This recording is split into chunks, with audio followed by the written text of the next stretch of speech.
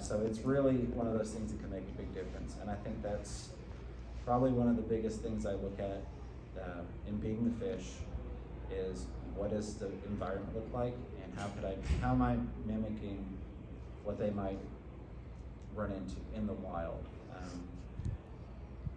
It makes a huge difference, it really does. And that's enough. I'm not trying to sell plants. I don't sell plants, so that wasn't a pitch. But I'm a huge fanatic on planting tanks now that I've been able to do it successfully for quite some time, and LEDs are out. It's wonderful. The final thing, and I love you all for this because each and every one of you have it, because you sit here and listen to me stumble through this for 23 minutes now. But number 7 is patience. Have patience. That probably should be the first thing, but if you've made it this far, you've got patience, at least some. So I figured I'd stick that in the end, and anybody that stuck around would pass that test there. It applies to a lot of different facets, a lot of different aspects of fish keeping.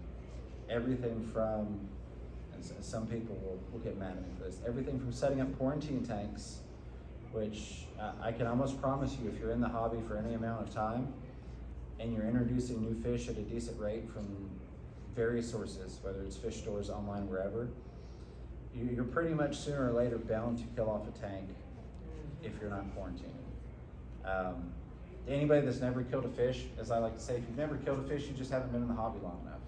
Because it happens to all of us. It happens. I'm not claiming to be the best of us, as I tell you all the time. I'm no expert. I've just been doing it for a while. That patience, if you can develop that, will bring you so much success, I promise you. Not just for the quarantine tank. It goes into plants. A lot of people don't realize that typically when we buy live plants for our aquarium, they're immersed grown, they're not submerged grown. So they actually have to die off and convert before they start to thrive. I can't tell you how many people that I know and have come to me or asked me questions. They buy plants, they stick them in their tank, and they start to die off. And so they just pitch them out and they're like, I'm done. I tried plants, it didn't work. Whereas if they have that patience and they would spend that time acquiring new knowledge, or maybe they had that community that they could talk to, they would know that, okay, I need to actually convert this plant over so that it's used to being underwater, and then it'll start to grow back, and then it'll thrive. Breeding fish, it goes into all aspects, freshwater, saltwater, no matter what side you're on, or if you're on both like me, patience is crucial, especially on saltwater. It's like you have to have patience in saltwater, but it's definitely 100% beneficial if you can find the patience to do what you need to do, research what you need to do, and let things play out. Treating fish, same thing with, we find a sickness. I've seen people, they'll message me or they'll come in the live stream and they'll put it in chat. Well, I saw this happen on a fish and I tried this medicine on Tuesday and it didn't do anything, so I did a water change, and then I put in this different medicine on Wednesday and that didn't do anything, and I just don't know what to do. You just have to have patience. If you're treating that fish, follow through with that treatment. Do whatever it is. If it's a 3-day process, a 1-week process, have the patience to follow through with that. That doesn't mean that you can't add things in conjunction to. You may realize, okay, well, I'm treating with this, but I can also add some stress guard to it to help alleviate some of the pain, and make that fish a little bit more comfortable so it's not quite as stressed. I know that sounds weird, trying to give fish pain meds and unstress them. But it really, if you think about it, think if you're laying in the hospital or whatever, you just kind of want to lay back and relax as best you can. You don't want to be stressed any more than you already are dealing with whatever issue or illness or sickness that you're going through. That's a great time to tie into the others. When you're being patient, it's one of those great times to go back to that tank method. Time acquiring new knowledge, do some more research. Maybe what ick is in terms of, I've seen ick, I know what ick is, I know how to diagnose it, but maybe you don't truly understand how it works. You don't understand that it's got that period where it falls off the fish and then it's down in the substrate and it's free swimming. So you see that it falls off the fish and you think, okay, I've treated this, I'm done, I'm good, everything's fine. Well, you've got all those free swimming, for lack of the proper terminology, larvae in the water, and you're like, well, it's back. I don't know, I treated it, it was gone, now it's back, when really it wasn't gone in the first place. You may learn that during that, maybe you don't need the medication, or maybe you're not even using a proper medication.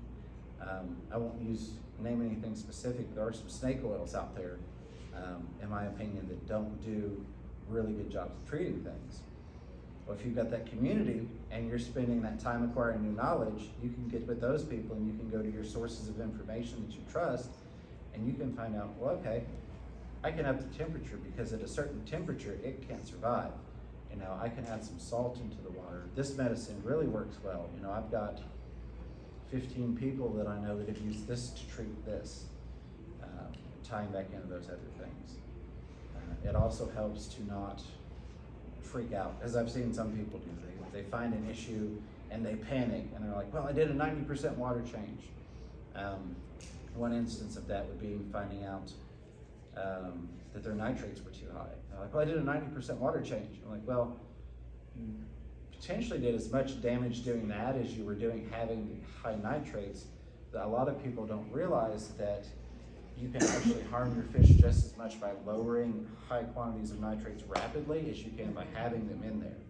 So that's, once again, just one of many examples of spending the time, getting knowledge, having awesome people, and I'm going to call it like Susan and CJ and Steve-O and Tiffany and Sean and all these awesome people out here, lefties, that I can bounce things off of if I've not run into something.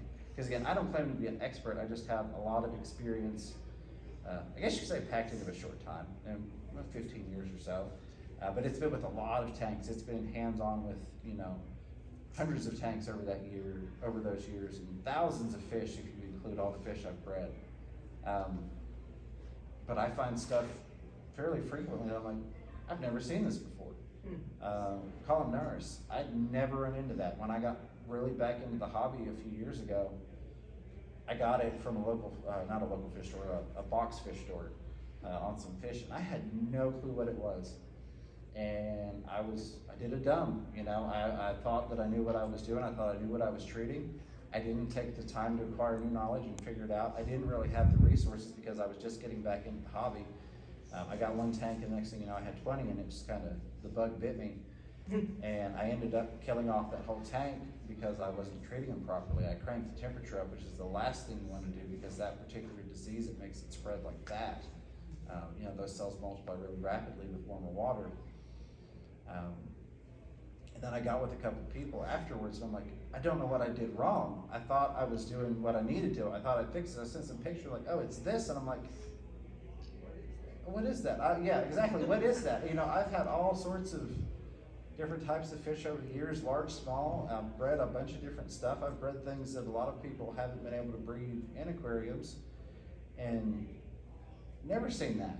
But I didn't take the time to make sure of what I was doing, and I wasn't patient. I jumped right in. Next thing I knew, I had found the wonderful thing called Canaplex, which is about the only thing that I have ever found that works for columnaris. But I will say it's also like dropping a nuclear bomb in your tank. Hashtag not sponsored, I would say on the strings. But that's pretty much it. And I'll sum those up because I know this started horrible. I appreciate you all bearing with me. I've been running around trying to set up the aquascaping competition, which we'll be hosting in about 30 minutes out there. Y'all will get to see some people aquascape live. I've got my buddy, Sean Peck. He's going to be out there with me directing that. But I've been running around trying to make sure everybody's happy, and it finally caught up to me. The stress finally got me. So thank you all for bearing with me. But in closing, I guess, before we take any questions, if you all have questions, because I'm used to my live chats and interacting with questions, those 7 things are spending time topping off your tank, your TA and K, time acquiring your knowledge, finding that community and building that community. Not just so that you have a resource for information, but also so that you can be there to help somebody else. You know, each one teach one. Help make the other hobbyists that you find more successful. My thing has always been, you know, with starting a YouTube channel, it may not go anywhere. And I've been blessed that it's gotten to the level that I have, and that, God, I don't know, you won't believe it, but people will actually pay to fly me out and give a speech at a club. I've been blessed to get to that. But I've always said, even if I don't really go anywhere, so to speak, if I can touch one person and that person can make it and they can get out there into the world and they can help 10,000 people, then that would be amazing if we could help hobbyists. You know, we can make it where the average lifespan of a hobbyist, in terms of them being in the hobby, not you get in the hobby and you die, which I guess it can be stressful sometimes, that could happen. But if we could get that past 6 months, where we've got people that are staying in the hobby long term, I think that would be amazing. And that ties back to success. And these were some things, like I said, that I felt didn't get talked about as much as I thought they should, because I've found that they apply to all my successful friends.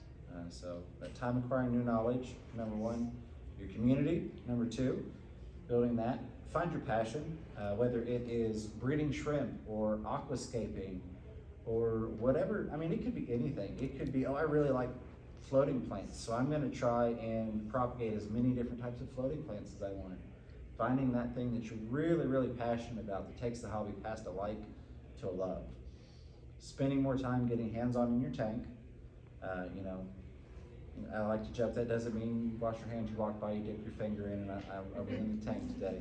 I know I've got a couple people that have watched the streams when I talk about it, like, yeah, okay, my hand was in the tank. Spending that time, again, which varies for everybody depending on whether you've got 1 or 300 tanks. As you're doing these things, you most often naturally will develop a routine. Developing that routine makes a huge difference. I can't preach that enough. Going back into acting like a crazy person and being the fish, you know, looking at the environment that they're in and saying, well, you know, I really like the looks of that, but I've got this Oscar that's constantly got scars because I've got all this really sharp wood in there. You know, I don't think he's a fan of that. Or, you know, my fish are doing well, but I don't really have a lot of flow. Or maybe you have too much flow. Just looking at those things and kind of figuring out what that fish might enjoy that you're not already providing them. What can you do to give them an even better life? Because oftentimes, as I touched on, that's what will get you that additional experience. You know, that's oftentimes when you'll see fish start breeding, or you get those really pretty colors that you looked at this picture on Google, and of course it's the best picture in the world. You know, you're like, well, that's the fish I want. And you're like, I had this fish for 2 years and it's never looked like that. Because it's always the best pictures we find, right? That's what gets posted. But taking that time, getting them the environment that is really suited to them being the fish will make a difference. And then of course, you all already have it because you're still here listening to me yap. Patience. Those are my 7 things. I appreciate you all coming to my TED Talk. I'm happy to take any questions. I'm also happy to let you all get out of here. I appreciate that you all didn't just walk out of the room. That's nice of you. So, any questions, I'm happy to take them.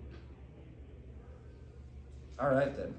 We do have an aquascaping. Yes, go ahead, Bobby. Robert, sorry. How many guppies can I put in that kingdom? I knew you were going to do that. I knew you were going to do that. So you can actually put an infinite number of guppies in a 10-gallon as long as you've got a 12-inch Oscar in it already. There's one in every gut. Yes. Are you live streaming right now? I am not right now. I unfortunately, although I live stream pretty much every event I've ever been to across the country. I was looking at your channel and somebody's live streaming it right now. Oh yes, so technically my channel is live streaming. I've got Mrs. Fever, she's out there doing the walkthrough for me. So yeah, she's doing a live stream of the event, but we're not live streaming the talk right here. So sorry, I've miscommunicated that. Yes, my channel is, no I am not. But yeah, the Mrs. was kind enough to take over and walk around because I've never been to an event that I didn't film and do a live stream at, and it would be a shame to actually be part of hosting one and not do a live stream at it. So she was kind enough to step in there. And I appreciate you checking out the channel. I really do. Yes, sir. On filtration, do you know much about fluidized filtration? I don't know a whole lot. And that's one of those things, I'll be perfectly honest with you. If I don't know it, I'll tell you. Typically, and this is one of the things I love about our community and being online on YouTube, typically we've got about 100 people sitting in my chat. And if I don't know something, there's 5 people in there that are like, hey, I've been doing this for 15 years, or I know all about this. And that's one of the reasons I love the community we have.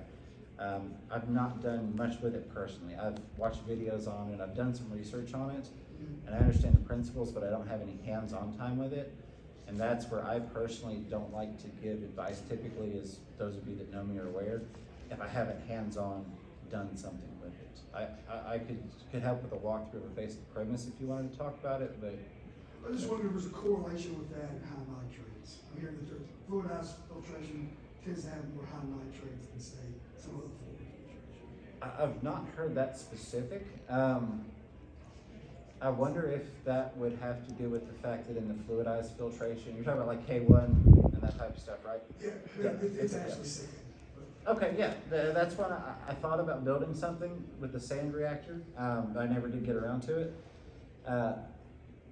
One of the premises of the fluidized filtration is that it's constantly knocking off the dead or older, the weaker bacteria to allow that room for the fresher bacteria to go in. That would be, I guess, where I would start it if I was looking at it, is the fact, is it causing additional ammonia in the tank, which then is transitioning through the cycle, because you've got more bacteria that's getting killed off as that fresher bacteria is coming in. I haven't really looked at it on the biology level of what percentage of bacteria persists for how long and exactly which strain it is in terms of nitrifying bacteria. But I think if I was going to research it, that probably is where I start, is how much bacteria am I losing of that weaker bacteria? Because again, that's the design of it. And is that what's potentially causing the problem with it? Yeah, absolutely. No, that's a great question. I'm sorry I don't have a better answer for you on that. Yeah, that's where I'd start at. Yes? I was wondering if you have projects coming up with your aquariums or your fish room that you're excited about or you're looking forward to. I have, I hate to talk about it because as most of you know that have channels and do this stuff, as soon as you announce something, everybody's like, we talked about this and that was 2 years ago and it hasn't happened. I've got some things that I am really excited for, one of which that I can actually make happen. I guess, let me preface, I'll be moving in the future, but I don't know exactly when at this point. So I've downsized a lot of tanks, which has kept me from starting up a lot of new projects. One of the things that I'm really looking forward to is a 25-gallon escape that I'm going to be setting up. That a tank was given to me in an event, and I finally found what I deemed the perfect piece of driftwood to go in it. I found exactly what I wanted, so I'm really happy for that project. I'll be really happy when my zebra plecos start breeding. I'm still working on that project. I think they're still not quite to sexual maturity, but that's one of those things that I'm constantly like, all right, I'm really looking forward to the zebra plecos breeding out. My snowball plecos, I still haven't gotten to breed out. As many plecos as I've bred, I still haven't gotten them to breed. Long-term fish keeping wise, I'm looking forward to getting on this new property and being able to actually build, I guess what the fish fam with the chat, what everybody's deemed as the fish palace. Again, somebody that's I own a single wide trailer, but I rent the property it's on. Having almost 100 tanks in a single wide trailer with the family, being able to set up a building, have all my stuff in there, and then I can have a wall of guppy breeding projects, and I can have racks for the shrimp. That's the long term that I've got it. I'm working out plans and diagrams and all that stuff. And it's funny, it ties back into it. It's the only reason I'm going to bring this up. Actually, I'm debating a lot whether I want to do auto water changes, because I know a lot of people that have done the auto water change systems that after a while they're like, man, I don't spend any time with my tanks anymore because it's automated, and things have gotten past me. I've lost fish, stuff's happened because I'm not spending that time hands-on that I would be, with, I say a Python, whatever brand of water change system you use. I'm not a fan of buckets, but if that's your thing, go for it. I'd probably be in better shape if I was using buckets, so maybe I need to start that. Channel-wise, I will say, for those of you that watch, we've got a super secret sexy project coming up, and it's going to be a collaboration between multiple content creators. It's going to incorporate well-polished and edited video, but also brings in the live stream aspect of it, and it brings in that communication with us that we get every Thursday when we talk back and forth. I won't go into too many details, because I know a couple of people that would jump on it if they found out what it was. But it's something that we've not found anywhere else on YouTube, and we're super, super excited for that. Once my buddy, Chattanooga Ed, for anybody that doesn't know, he's my buddy, pal, and co-host, as I say. Once he's healed up from his heart surgery, we're gonna jump on that. I'm excited for that, not just because it's gonna be fun, but because I think people are really going to enjoy that, and it's going to bring a lot of elements into the fish keeping YouTube aspect that are not being seen right now. So I'm super stoked. That's like the project I'm really excited for, but it's not necessarily aquarium based. It's more on the, I mean, it is, it's about aquariums, but it's not like a project at home I'm doing. So, thank you. Anybody else? Y'all ready to get out of here? Oh, you hush back there, you hush. Hi, Sean. That's my buddy, Sean from Peck Tech. He's gonna be over there at the aquascaping competition at 3 o'clock, helping to direct and encourage people and give advice on aquascaping. 17 minutes away. There There we go. We'll see. I've kept y'all for almost 45 minutes. If there's no further questions, thank you all. I appreciate it. It was a rough start, but you all had patience, so it worked out, right? Stuck with you. Yeah, I appreciate it. You're the man.